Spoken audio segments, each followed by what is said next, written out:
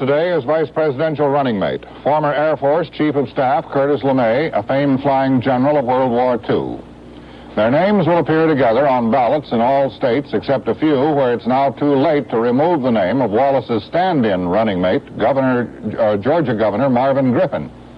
Wallace said this was not a problem since electors are free agents and can vote for whomever they please. Wallace presented LeMay at a nationally televised news conference in Pittsburgh. I'm extremely pleased to present to you and to commend to the people of the United States and to our electors a very capable gentleman whom I have selected as my vice presidential running mate, General Curtis Emerson LeMay. Those who support this movement have the courage of their convictions, the courage to stand up for this nation against the forces that would lull us into acquiescence and permissiveness and the consequent destruction of our democracy and society.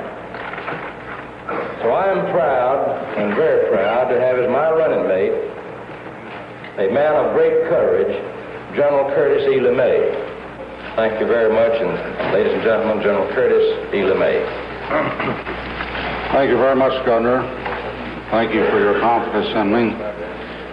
Good morning, ladies and gentlemen.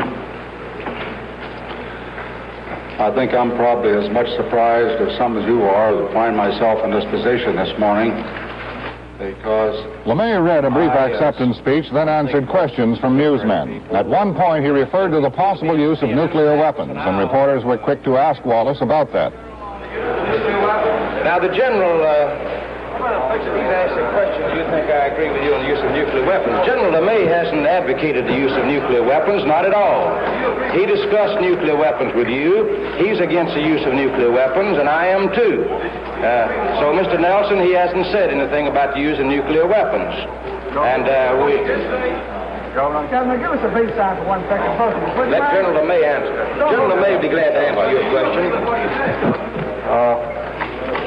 I didn't get the question. What is the question? I was asking the governor if he agreed with what you said. He agreed with what you said.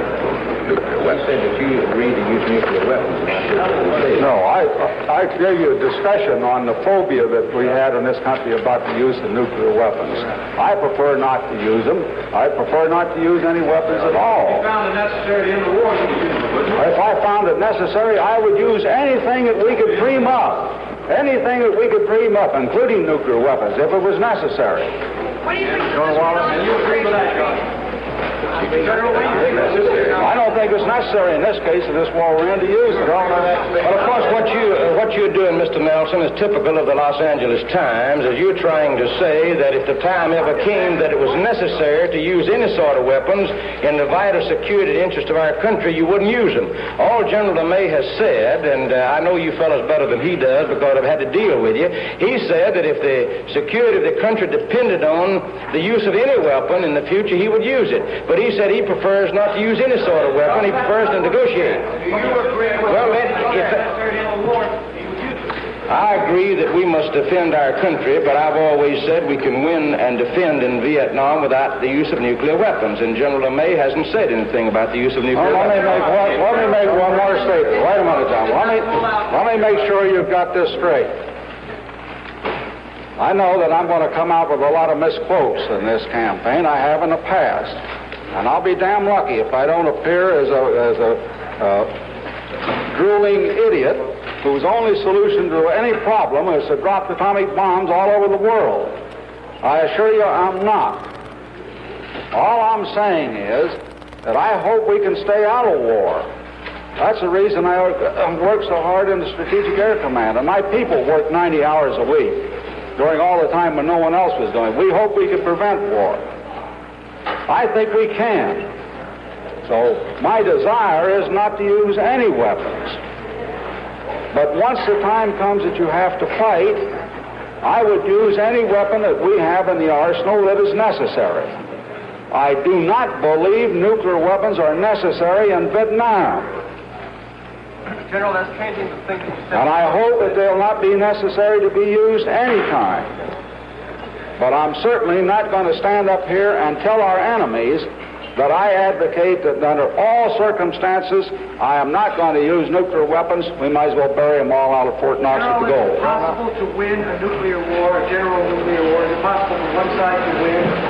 General, we've got to go. I'll answer that, but I don't think it's possible for anybody to win any war, nuclear or non-nuclear this day. No one wins anything from war, by war. I think it's possible to survive, however. Vice President Humphrey campaigned today in West Virginia, where John F. Kennedy beat him in a crucial primary 8 years ago, and told the crowd in Bluefield that their state had decided the fate of the country by sending Kennedy to the White House. And then he said he will pick up the works of this great man. In Atlanta, Richard Nixon drove down Peachtree Street and was cheered by an estimated 100,000 people. He said his heart was warmed by this reception. Reportedly, Nixon thinks he has a chance of beating George Wallace in Georgia. The Huntley Brinkley Report is produced by NBC News and brought to you in color by Tareyton 100s, or king size with the activated charcoal filter. The activated charcoal filter that smooths the taste of Tareyton's fine tobaccos. If you could put Tareyton's charcoal filter on your cigarette, well, if you could put Tareyton's charcoal filter on your cigarette, you'd have a better tasting cigarette. Of course, we can't guarantee it'd smoke as smooth as a Tareyton. Face it, if you want your cigarette to smoke as smooth as a Tareyton, it'll just have to be a Tareyton with the activated charcoal filter. That's why us Tareyton smokers would rather fight than switch. At least 27 people were killed, 100 wounded, and 500 arrested in a night-long battle in Mexico City between armed students and government troops. Students, civilians, and soldiers were among those killed in shooting around the Plaza of Three Cultures and the Foreign Ministry in the northern section of the city. Despite the violence, Olympic Committee President Avery Brundage said today the Olympic Games would start on schedule October 12th. President Fernando Belaúnde Terry of Peru was seized in Lima early today by rebelling soldiers, taken barefoot from the presidential palace, and sent into exile in Buenos Aires on an airliner. Then the military took over the country. Alexander Dubček, the Czechoslovak Communist Party leader, and a delegation of high officials went to Moscow today and began their long-delayed talks with Soviet authorities. Dubček told newsmen he is prepared to stay as long as is necessary. Soviet Foreign Minister Gromyko appeared today before the United Nations General Assembly and defended Russia's invasion of Czechoslovakia. Attempts are being made to reproach us in connection with the events around Czechoslovakia. There are even voices heard to the effect that the action taken by the Allied Socialist states were allegedly sudden and incomprehensible. But what kind of suddenness are they talking about? You know only too well that there was nothing sudden in the measures of self-defense taken by the socialist countries against imperialist intrigues. The Soviet Union and other socialist countries have on many occasions warned those who are tempted to try to roll back the socialist Commonwealth, to snatch at least one link from it, that we will neither tolerate nor allow this to happen.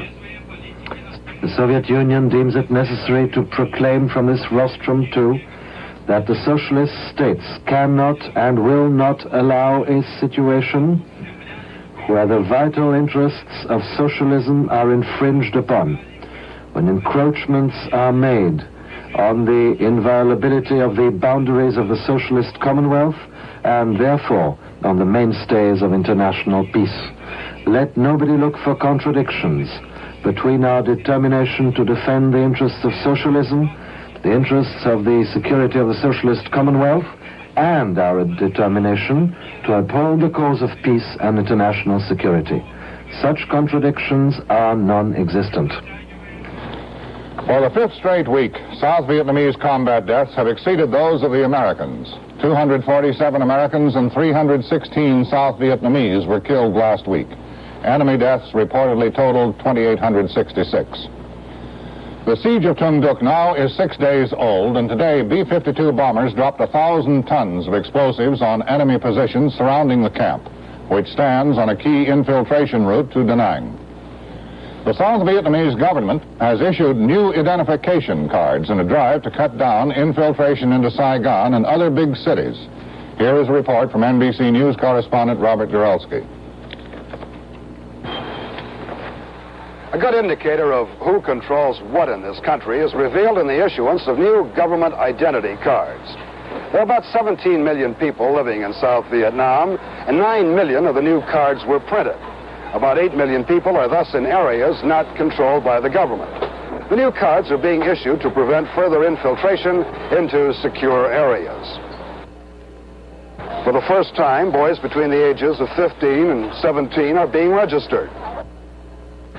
The reason is that the Viet Cong has been relying on teenagers more and more, not only as couriers, but as gun-carrying terrorists as well. The new ID cards will help to keep some of the guerrillas and would-be guerrillas out of government areas.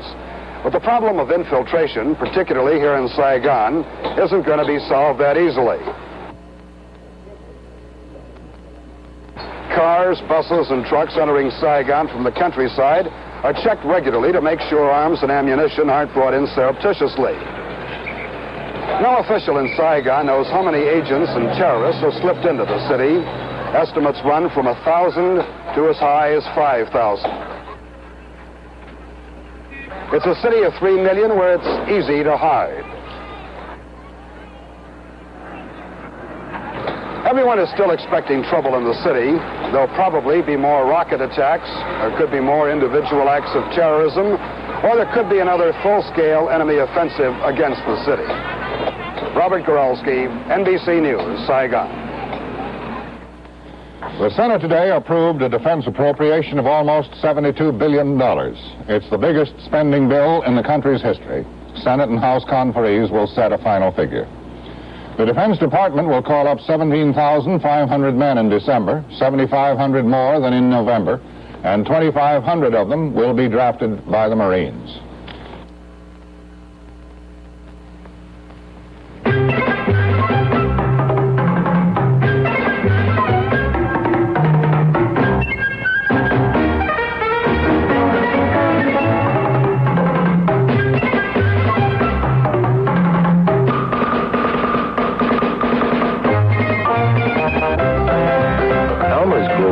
So strong, it holds a piano player playing a player piano. One thing Americans discover when they travel in Switzerland is Swiss-style yogurt. It's so good tasting, the Swiss eat 32 times as much yogurt as Americans do. 32 times as much. Now this delicious new yogurt is made in America by Borden's with real fruit all the way through. Try Borden's Swiss-style yogurt. But watch out. You may find yourself eating 32 times as much, even in America. Dory Sherry, the film producer and national chairman of the Anti-Defamation League of B'nai B'rith, today told the President's Commission on Violence that racism is the source of most of the violence in this country. He said it fires the radical right, stimulates the radical left, and induces black militancy, which in turn ignites white backlash. Senator Wayne Morris is campaigning hard for re-election in Oregon, and he is getting significant opposition from his Republican opponent. Contributing editor Sander Van Oker has been following the Oregon senatorial campaign, and here is his report. Let's give it a nice hand for Bob Packwood. Are you ready?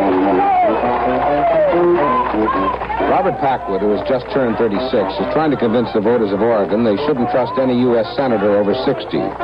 He doesn't quite put it that way, but the thrust of his campaign is to remind voters that his Democratic opponent, Wayne Morris, is 68 and has been in the U.S. Senate for 24 years, without bringing Oregonians, he says, the kind of benefits which that type of senatorial seniority usually brings to a state. Thank you. I can justify my election to the United States Senate if for no other reason than we have no place to go but up. While we've been going down, while Senator Morris has been attacking all of our presidents and most of our fellow senators, Warren Magnuson in Washington has been looking very covetously at the regional post office and the fleet at Tongue Point, Portland Air Base, the Baker Air Base, all of which have now been moved to Washington. Mike Mansfield has been paying attention to his public works projects, and Carl Hayden has been producing the Central Arizona project. And we haven't had somebody to watch out for our interest. Though Wayne Morris was the Senate's first and most outspoken critic of the Vietnam War, he seldom mentions this in his campaign. Instead, he dwells on domestic issues, or those domestic issues of interest to Oregonians. The delegation has had nothing but the complete cooperation of your city and county officials as we have worked together as partners in trying to do the best that we can, and that is that on the Oregon delegation in Congress there are no Republicans and there are no Democrats, and of course there shouldn't be, in the sense that we sit there nonpartisanly, facing up to the problems that confront our state and any state issue without any partisanship rearing its head. One senses that the war is no longer the issue that it once was, though everyone would like it over. And Packwood is certainly no hawk. He takes instead a moderate position on the war. Packwood, a member of the Oregon House of Representatives since 1962, is considered by people in this state to be some kind of an organizational genius. And he has claimed that he will field about 30,000 volunteer workers in the campaign, 20,000 of them whom will be door-to-door workers. Right here. If there's a Morris organization, it's difficult to find. For Morris in the Senate and here in Oregon has always been a loner, which is part of his great appeal to voters, but which this year may also be a fault. Once a Republican, now a Democrat, Morris listens to his own political muses and becomes a party man only on occasion, like last Saturday's dedication of the John Day Dam by Vice President Humphrey. Where's Senator Morris? You betcha, get in there. Though Morris now leads in the polls, there's a feeling the time may be running out on him. He narrowly won the Democratic primary last May against former Congressman Robert Duncan, and a good many Democrats who voted for Duncan may now turn around and vote for Packwood. It is difficult to say that Morris and Packwood differ radically on the issues. They don't. But there is restlessness among the voters of Oregon. Restlessness caused by fear about things which really don't threaten them, such as rising Negro militancy in this state where there are very few Negroes, and fear of hippies and yippies in a state where there are very few of them either. And if there is restlessness, there may follow a desire for taking it out on the incumbent, who, after all, has been around for a very long time, and is now being challenged by an opponent who represents, in its fullest sense, the generational gap. And perhaps as well, he represents the politics of what is to be, rather than the politics of what has been. We've taken the cover off a Beauty Rest mattress and numbered it in individually pocketed coils to show how they work. See? Coils 365 to 374 are cradling her arm.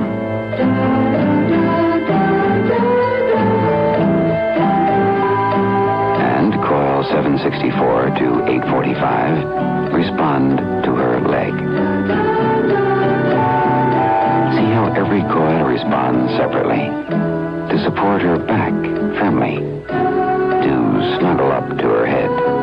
Only the coils directly beneath her respond, giving all the parts of her body the support they need, without disturbing her husband's sleep.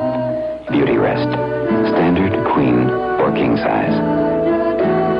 Give every part of your body a good night's sleep. The Huntley-Brinkley Report continues, brought to you by Dristan Tablets. Relieves watery eyes, sinus congestion, and sneezing caused by hay fever. Dristan for inner protection against hay fever and summer colds miseries. A mother's world is a busy world, and it can't stop for a virus cold. To keep going, you need aspirin for headache, antihistamine for runny nose, decongestant for stuffiness, and you get all three in Dristan tablets, the concentrated medication for virus colds. Just about everything you can do for virus cold symptoms is in Dristan tablets. Emmy, how do you keep going with a virus cold? I feel great. Keep going. Take Dristan tablets, concentrated medication. I won't go. I won't. A live sweater. A sweater should look alive, but please, no dry cleaners. Do I have a safe choice? Sure. Wash me in cold water Woolite. Woolite makes you look alive. Safely soak sweaters clean. No shrinking, no fading, and no dry cleaning bills. Now try me on. Gosh, Gosh, we're beautiful. Woolite does make us look alive. Told you. Woolite. The Detroit Tigers beat the St. Louis Cardinals today, evening the 1968 World Series at 1 game apiece. Yesterday, the Tigers were unable to score on Cardinal pitcher Bob Gibson. Today, Detroit had 13 hits, including 3 home runs. In the second inning, Nelson Briles was the pitcher for St. Louis, with Detroit outfielder Willie Horton at bat. There she goes, way back. It might be out of here. It's home run. Holy cow, did he give that ball a ride? That didn't go off the bat. It absolutely exploded. And is he a happy young man? In the third inning, Briles faced his opposite number, Detroit pitcher Mickey Lolich. Pitchers normally don't hit, and Lolich has been no exception. There's a long fly ball. Way back, it might be out of here. Home run! Holy cow! How about that one? Mickey Lolich, with one of the lowest lifetime batting averages in Major League history, has just hit one out of the ballpark. And in the sixth inning, the batter was Detroit first baseman Norm Cash. There's a drive deep to right. Get a new ball out, Mr. Umpire. That one is gone. The third Tiger home run of the game. The next game will be played Saturday in Detroit. Atlantic and Gulf Coast longshoremen went back to work today, ending a 2-day strike. A federal court ordered the men back to the docks, and the union told the 75,000 longshoremen to obey the order. About 250 New York City policemen were on duty today at a Brooklyn school where an experimental local governing board has said it won't accept union teachers it claims are unacceptable. The teachers were there, the police prevented trouble, and classes were conducted without incident.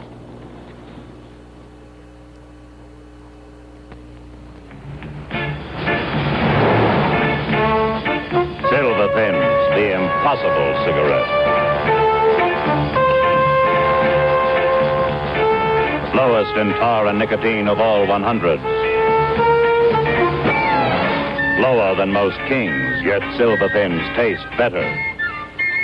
Can a cigarette that tastes as good as Silver Thins possibly be that low in tar and nicotine? Read the latest government figures.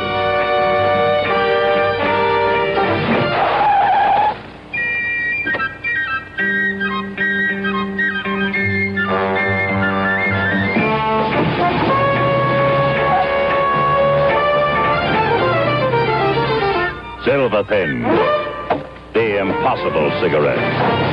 Impossible? Try Silver Thins, now in menthol, too. Doctors in Birmingham, England say the 5 surviving sextuplets being cared for in incubators there had a fairly good day today. One spokesman said that every hour increases their chances slightly and that all now have a fair chance of survival. The sextuplets were born yesterday to Mrs. Sheila Ann Thorns, a 30-year-old housewife who had been taking a fertility drug. The babies were delivered 2 months prematurely by cesarean section. Mrs. Thorns and her husband had been married 10 years and had no other children. The 3 girls and 2 boys weighed between 2 and 3 pounds at birth. The 6th infant, a girl, died shortly after she was born. Today, 3 of the sextuplets were able to start taking milk. J.R. Wiggins, former editor of the Washington Post, today was approved by the Senate Foreign Relations Committee to be United States Ambassador to the United Nations. During today's hearing by the House Subcommittee on Un-American Activities, one anti-war protest leader walked out and another refused to say whether he is a communist. A Chicago policeman who worked as an undercover agent during the Democratic Convention told the subcommittee he overheard one demonstration leader suggest that all the presidential candidates be killed.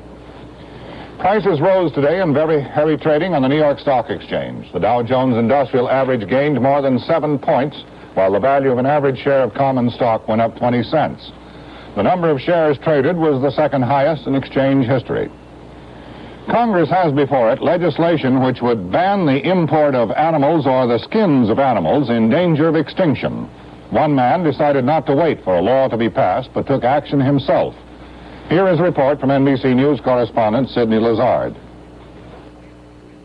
The spotted cats of Asia and Africa are fierce and unrelenting hunters, but not nearly as fierce and unrelenting as the men who hunt and kill them for profit. In several parts of the world, the beasts almost are extinct. Conservationists say most of them, especially the leopard and the cheetah, have been killed by poachers who sell their skins for big money on the fur markets of the world. Until recently, Jacques Kaplan, a New York furrier, was a big buyer of these skins. Now he won't buy them and even refuses to make clothing from the skins he still has in stock. Kaplan says he wants to help preserve the species. He says that if fur buyers follow his example, hunters will stop killing the animals and give them a chance to reproduce. How did you first become concerned about the fate of the species? Well, simply when I was told it would disappear. It's part of maybe a dream I had when I was a little boy of Africa and beautiful leopards and beautiful lions. And I think it will be very sad if there are no more beautiful leopards and beautiful lions. We don't use lions in the fur business, so we'll just be left with lions. But this is so visual and such a superb animal, the leopard, and it just would be a sad thing if it disappears. It's not the most important problem in the world. I have much worse things, but at least it's one which is within my capacity to do something about. Other furriers will continue to buy them, and I'm only doing what I should call my thing. I believe that I should do something. We have one little edge, is that we're supposedly the most far advanced fashion furrier in this country. So if I decide it's unfashionable, I may not be lucky, but I may also be as lucky as I've been with other fashion which we set, and I may set the fashion not to be in fashion. Other furriers largely have ignored Kaplan's crusade and are continuing to make clothing fashioned from the skins of the cheetah and the leopard. The Maximilian Fur Company of New York is one such outfit, and its attitude clearly reflects the feeling of many others. Of course, we acknowledge that the species are dying out. However, at Maximilian, as long as female wants it, we're going to get it for her. And as you probably know, the forbidden, the unattainable, is always that much more desirable and pleasurable. And since price is really no object, because if a woman wants something, you know, what Lola wants, Lola gets. And Maximilian is certainly going to help her get it. By his own admission, Kaplan's gesture to conservation is one he easily can afford. He still does a brisk business in 85 other kinds of furs, and if the leopard and the cheetah somehow manage to survive, he says he'll be making products from their skins again within a generation. Sidney Lazard, NBC News, New York. Good night for NBC News.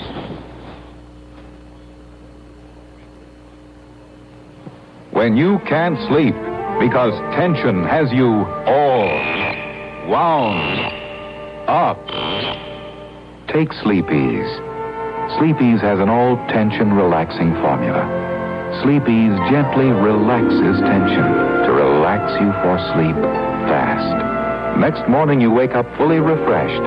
Sleep-Ease with an all-tension relaxing formula relaxes tension to relax you for sleep.